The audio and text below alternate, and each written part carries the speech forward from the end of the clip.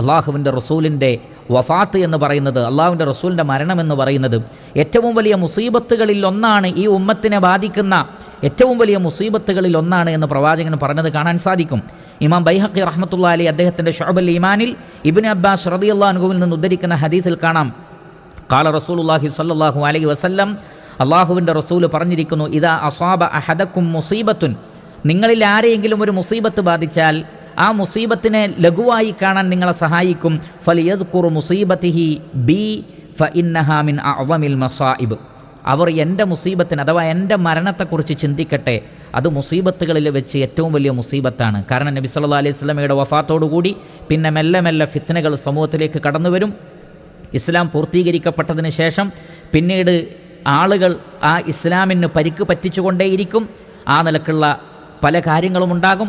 അവസാനം ലോകത്ത് ഏറ്റവും മോശക്കാരായ ആളുകൾ അവശേഷിക്കും. അവരുടെ മേലാണ് ഖിയാമത്ത് നാൾ ഉണ്ടാകുന്നത്.